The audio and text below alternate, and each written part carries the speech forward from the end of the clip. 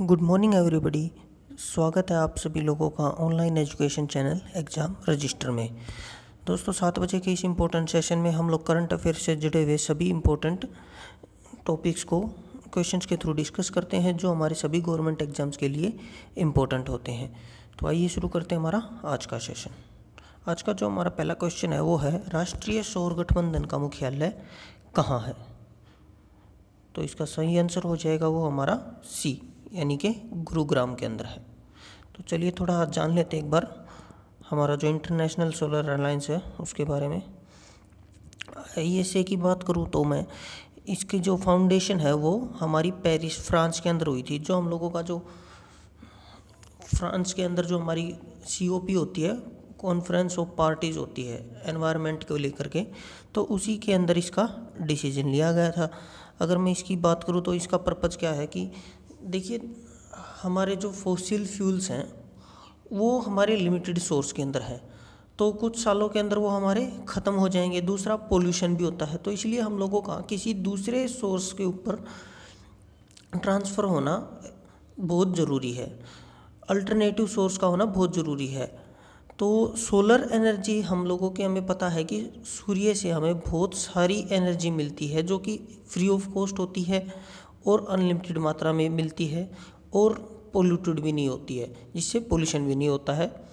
तो हमारा बहुत ही एक अच्छा अल्टरनेटिव है और इसकी बात करूँ तो आगे स्कोप भी बहुत ही ज़्यादा है। तो इसलिए हम लोग सोलर पावर के ऊपर एक्सचेंज हो रहे हैं। अगर मैं इसका हेडक्वार्टर की बात करूँ तो ये हमारा गुरुग्राम के अंदर गवाल पहाड़ी के अंदर स्थित है जो कि हरियाणा के अंदर है। रीजनल की बात करूँ तो UN के हमारे जितने भी मेंबर्स हैं वो सभी के सभी इसके सदस्य हैं। रिन्यूएबल एनर्जी के ऊपर ये हमारा काम करता है। ऑफिशियल लैंग्वेज इसकी इंग्लिश है और इसके डायरेक्टर जनरल है वो है उपेंद्र त्रिपाठी। जो ये हमारा हेडक्वार्टर है इसकी स्थापना 2016 के अंदर जो हमारे प्राइम मिनिस्टर हैं नरेंद्र मोदी और फ्रेंच के प्रेसिडेंट थे उस समय 2016 में जो फ्रैंकोइस होलांडे उन्होंने मिलकर के की थी। अगर इसकी ऑब्जेक्टिव के बारे में हम लोग पहले ही डिस्कस कर चुके हैं कि भी हम लोगों का रिन्यूएबल एनर्जी के ऊपर फोकस करना बहुत ही ज़रूरी है ताकि पोल्यूशन को कम किया जा सके। दोस्तों जो हमारी COP पार्टीज ऑफ कॉन्फ्रेंस हुई थी पेरिस के अंदर 2015 के अंदर, उसके अंदर सभी देशों ने मिलकर के ये डिसाइड किया था कि भी आने वाले समय के अंदर हम लोग धीरे धीरे जो कार्बन एमिशन होता है उसको हम लोग कम करेंगे और 2030 तक लगभग 30% की कटौती कर देंगे हम लोग एमिशंस के अंदर। तो उसी के तहत ये फैसला लिया गया था कि सभी जो कंट्रीज हैं वो हमारे जो अभी पावर के लिए जो जनरेशन के लिए जो सोर्सेज यूज करते हैं हम लोग फॉसिल फ्यूल्स वगैरह, उसका अल्टरनेटिव सोर्स यूज करेंगे जो कि हम लोगों का मोस्टली रिलायबल एनर्जी के रूप में होगा, यानी कि जो हम लोगों की नॉन कंजर्वेशनल एनर्जी जो कि हम लोगों की अनलिमिटेड मात्रा के अंदर है और जिससे हम लोगों का पोल्यूशन भी नहीं होता उसके अंदर होगा। तो इसके थ्रू इंडिया ने ये हमारा ऑब्जेक्टिव स्टार्ट किया था। जो हम लोगों ने टारगेट रखा है वो हमारा 2022 तक 100 गीगावाट प्रोडक्शन का टारगेट रखा है और 2030 तक हम लोगों का जो 33 to 35% रिडक्शन का टारगेट है कि भी हम लोग जो 33 to 35% जो हम लोगों का अभी करंट में जितना भी हम लोग कार्बन प्रोड्यूस हो रहा है हम लोगों का उसको 35% तक हम लोग एमिशन को रिड्यूस कर देंगे। और जो हम लोगों का प्रोडक्शन का है वो हमारा जो टारगेट है वो है कि 2030 तक हम लोग जितनी भी इलेक्ट्रिसिटी प्रोडक्ट कर रहे हैं अभी लोग प्रोड्यूस कर रहे हैं उसका 40% जो प्रोडक्शन होगा 2030 के अंदर वो हम लोगों का रिन्यूएबल एनर्जी से प्रोड्यूस होगा। अब रिन्यूएबल एनर्जी के अंदर हम लोगों का कुछ भी सोर्सेज हो सकता है, वो सभी सोर्सेज है जैसे सोलर एनर्जी हो गया, हाइडल पावर हो गया हम लोगों का और न्यूक्लियर पावर हो गया जो कि काफ़ी सस्ती इलेक्ट्रिसिटी जनरेट करने का सोर्स एक माना जाता है से होगा। चलिए आगे बढ़ते हैं। अब दोस्तों सोलर एनर्जी का जो अगर मैं बात करूँ तो देखिए जो ये हम लोगों का रेड के अंदर दिखाया गया है ये सारा का सारा हम लोगों का टोरिड जोन है। इसके अंदर जितने भी कंट्रीज आते हैं वो हम लोगों के टोरिड जोन कंट्रीज होते हैं। अब ये टोरिड जोन होता क्या है, टोरिड जोन जो हम लोगों का होता है ये हम लोगों का ट्रॉपिक ऑफ कैंसर और ट्रॉपिक ऑफ कैप्रिकॉर्न का जो एरिया होता है उसके बीच का जो एरिया उसको टोरिड जोन बोलते हैं हम लोग। अब होता क्या है कि जो ये टोरिड जोन के अंदर जितने भी कंट्रीज हैं इनके ऊपर जो हमारा सूर्य होता है उसकी किरणें बिल्कुल सीधी पड़ती हैं। अब सीधी पड़ती हैं तो इंटेंसिटी भी हाई होती है हम लोगों की। अब इंटेंसिटी हाई होती है तो हम लोगों को जो इन जितने भी सारे कंट्रीज हैं इनको जो सोलर की पावर मिलती है ना, जो धूप आती है हम लोगों की वो सबसे ज़्यादा मात्रा में आती है और पावरफुल होती है। तो इसीलिए ये जितने भी कंट्रीज़ हैं इनके अंदर हम लोगों का जो सोलर पावर जनरेशन का जो स्कोप है वो काफ़ी ज़्यादा है और इसीलिए इन सभी कंट्रीज़ के ऊपर फोकस किया जा रहा है कि भी सोलर पावर ज़्यादा से ज़्यादा सोलर पावर जनरेट कर सकें हम लोगों का जो सूर्य है उसकी रेडिएशंस को इस्तेमाल करके। तो इसीलिए फोकस किया जा रहा है। इसके अंदर सबसे ज़्यादा जो मेनली कंट्रीज है वो हमारे अफ्रीकन कंट्रीज है। तो चलिए दोस्तों आगे बढ़ते हैं। अगला क्वेश्चन की अगर मैं बात करूँ तो अगला क्वेश्चन हमारा, कौन सी भारतीय कंपनी बांग्लादेश में गैस संचालित बिजली संयंत्र का निर्माण कर रही है। तो हमारा इसका ऑप्शन जो है वो हमारा सही ऑप्शन हो जाएगा सी ऑप्शन, यानी कि रिलायंस। तो रिलायंस कंपनी है जो हमारी वो बांग्लादेश के अंदर हमारा पावर प्लांट लगा रही है। अगर मैं इसकी बात करूँ तो अभी रिसेंटली में जो हम लोगों का एशिया विकास बैंक है यानी कि एडीबी एशियन डेवलपमेंट बैंक है उसने $200 मिलियन का फाइनेंसिंग डील साइन की है, यानी $200 का $200 मिलियन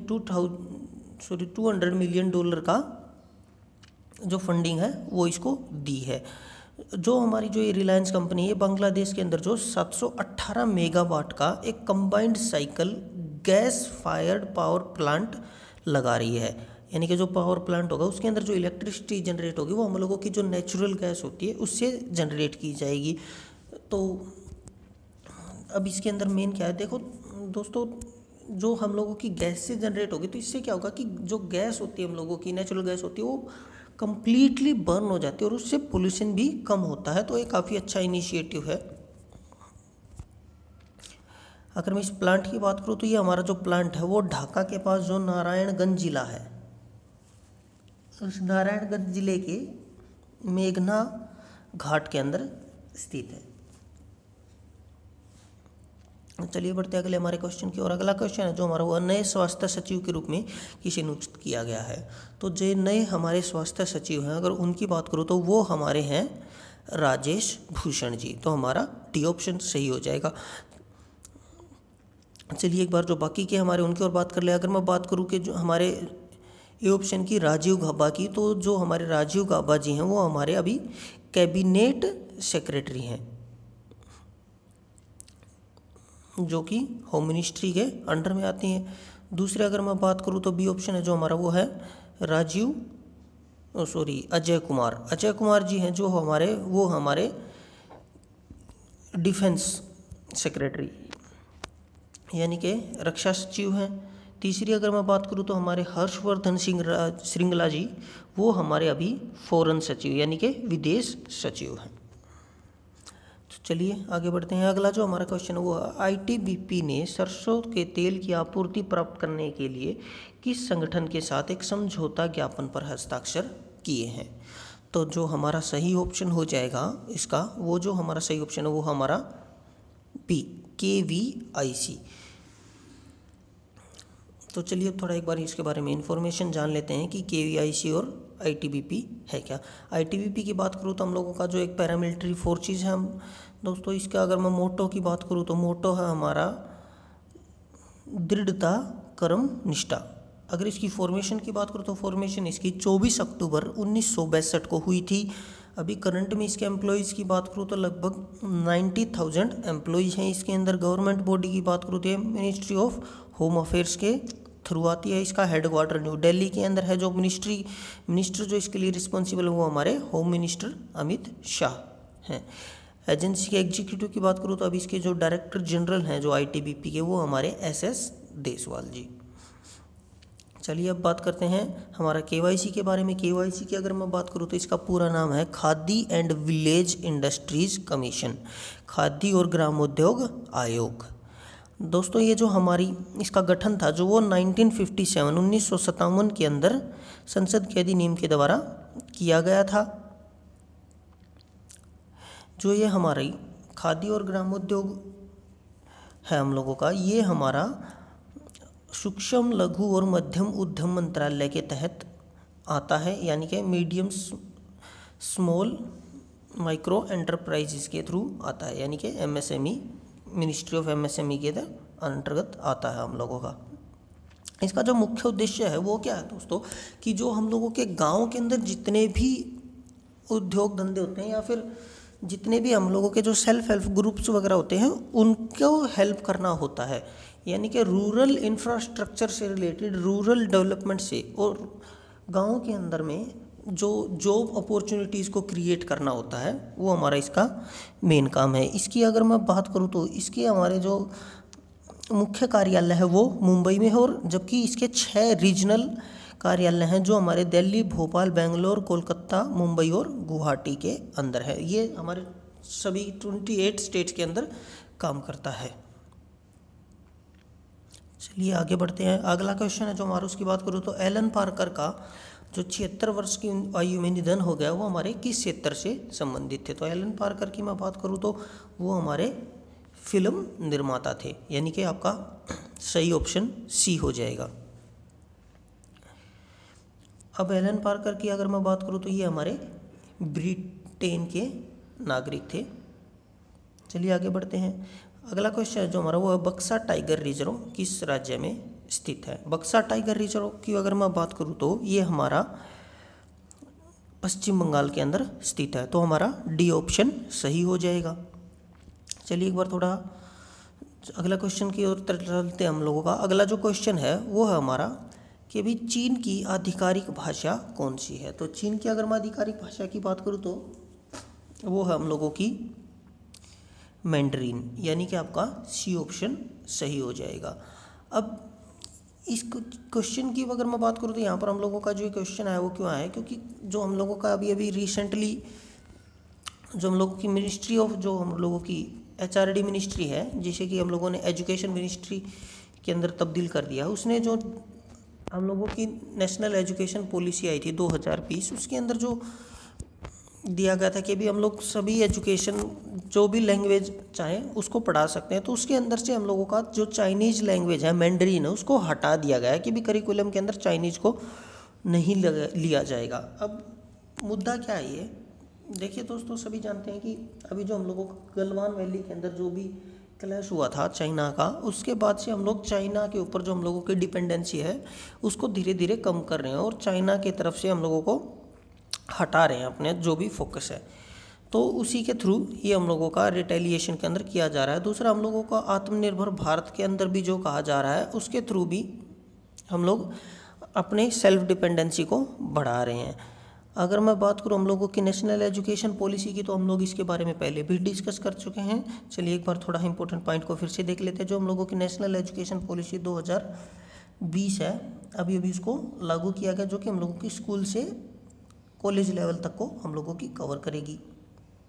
इसका जो हम लोगों का मेन मोटिव वो क्या है, हम लोगों को एक ग्लोबल पावर के अंदर रिप्रेजेंट करना है, वर्ल्ड के पूरी दुनिया के सामने हम लोगों का वो है। इसके अंदर हम लोगों ने जो किया वो हम लोगों का मिनिस्ट्री ऑफ HRD थी, हम लोगों को उसका नाम बदलकर मिनिस्ट्री ऑफ एजुकेशन कर दिया गया है।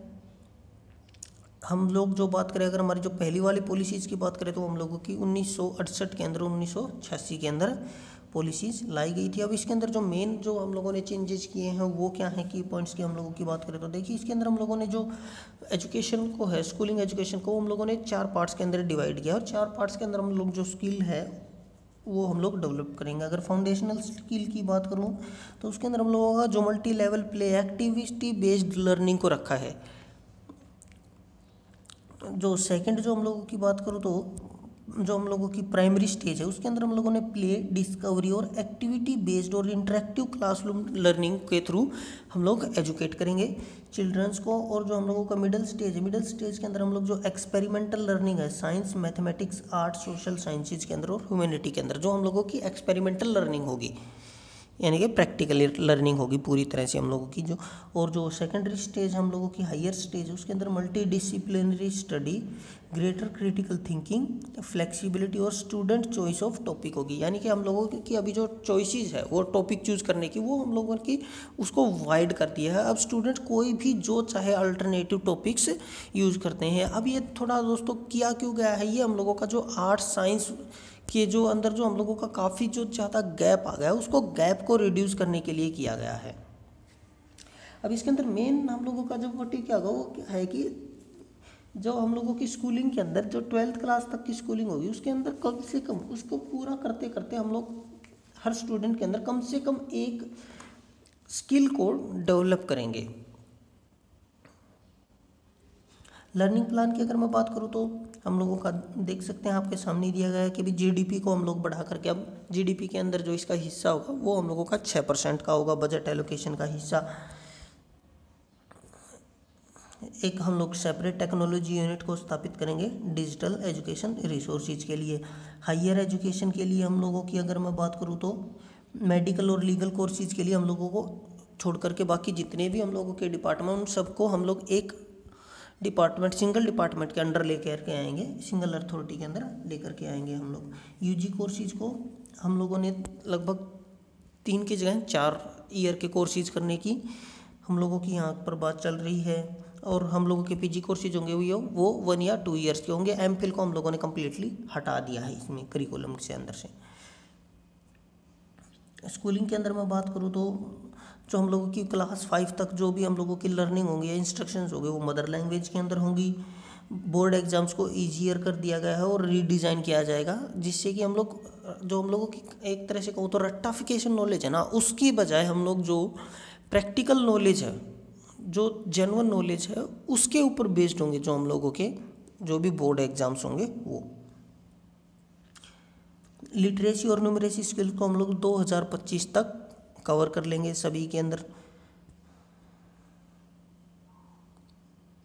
डिजिटल ड्राइव की बात करूँ तो इसके अंदर हम लोगों के बहुत सारे जो भी डिपार्टमेंट वगैरह हैं वो उसके बारे में बताया गया है। और ये बताया गया है कि भी जो टीचर एजुकेशन होगी, जो भी हम लोगों के स्कूल के अंदर पढ़ाने के लिए जितने भी टीचर्स होंगे उसके अंदर एलिजिबिलिटी होगी, उसको हम लोगों का 2030 के बाद या 30 तक हम लोगों का बीएड डिग्री, जो 4 साल की इंटीग्रेटेड बीएड डिग्री है वो हो जाएगी। सभी आप लोग जानते हैं कि अभी गवर्नमेंट ने पीछे भी डिस्कशन किया था इसके ऊपर कि भी जो हम लोगों का एजुकेशन होगी वो बीएड है जो उसको 4 साल का इंटीग्रेटेड कोर्स के रूप में कर दिया जाएगा। अगर एजुकेशन की अब तक की मैं बात करूँ तो इंफ्रास्ट्रक्चर की बात करूँ तो देखिए दोस्तों, एजुकेशन का क्या है, जो एजुकेशन की रिलेटेड जो भी हम लोगों के प्रोविजंस हैं वो हम लोगों का जो कॉन्स्टिट्यूशन का पार्ट 4 है, पार्ट 4 के अंदर जो हमारा directive principle of state policy है उसके अंडर में जो आर्टिकल 45 है और आर्टिकल 39F है उसके अंडर इसके प्रोविजंस दिए गए हैं। एजुकेशन की अगर मैं बात करूँ तो जो हम लोगों की एजुकेशन थी उसको हम लोगों ने 42वीं संविधान संशोधन जो कि हमारा 1976 में हुआ था उसके थ्रू हम लोगों ने एजुकेशन को कॉन्करेंट लिस्ट के अंदर, यानी कि स्टेट लिस्ट से कॉन्करेंट लिस्ट के अंदर हम लोगों ने ट्रांसफ़र कर दिया था। जो हम लोगों की जो 86वां संविधान संशोधन था जो 2002 के अंदर हुआ था उसके अंदर हम लोगों ने एक राइट के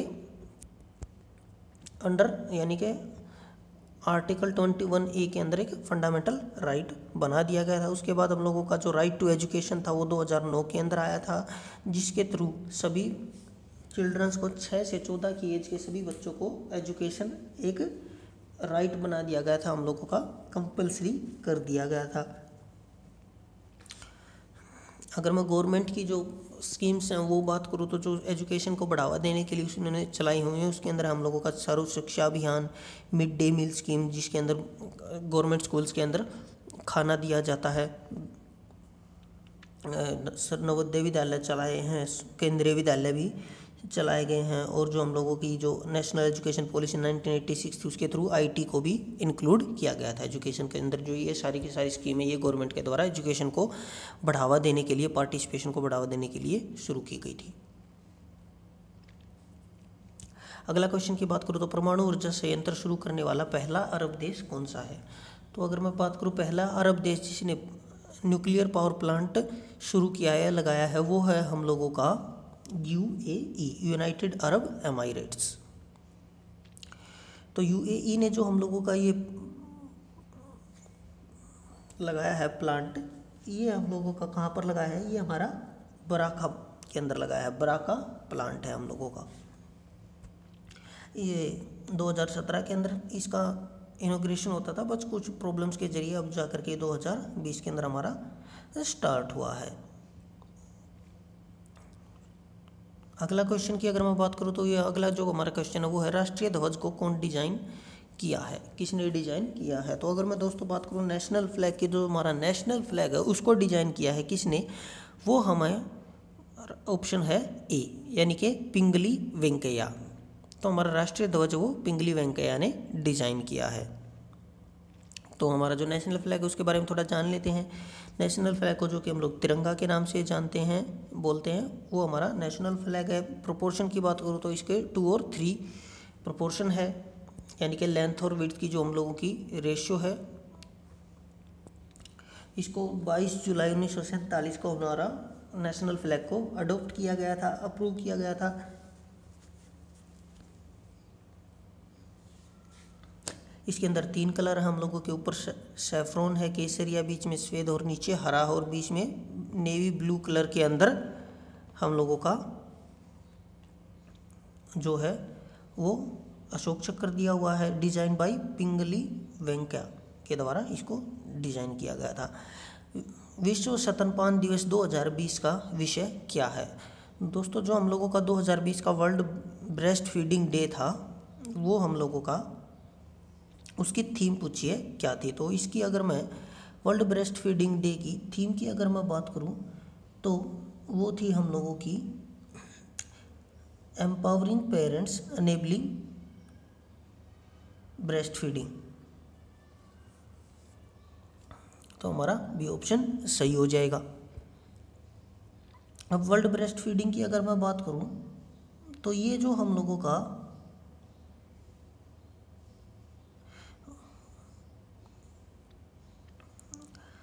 2020 के अंदर है, जो हम लोगों का वर्ल्ड ब्रेस्ट फीडिंग 2020 बनाया गया है।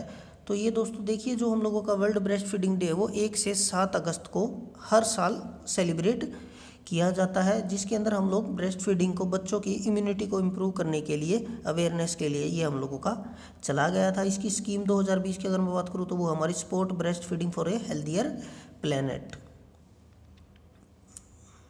ये हम लोगों का जो है 1992 के अंदर स्टार्ट किया गया था, और अब लगभग हम लोगों का 100 से ज़्यादा कंट्रीज़ के अंदर मनाया जाता है। तो ये था हमारा आज का करंट अफेयर का सेशन। अगर आपको पसंद आया तो लाइक, शेयर और सब्सक्राइब करें, और हम लोगों को सपोर्ट करते रहे, जिससे हम लोग आपको जितना अच्छा से अच्छा उसके और कंटेंट प्रोवाइड कर सके। और हमें अगर आपको कोई अपनी इम्प्रूवमेंट्स के लिए या फिर कोई और सजेशन देना चाहते हैं तो हम लोगों को कमेंट के अंदर आप लोग बता सकते हैं। वेलकम। तो आज के लिए बस इतना ही, धन्यवाद।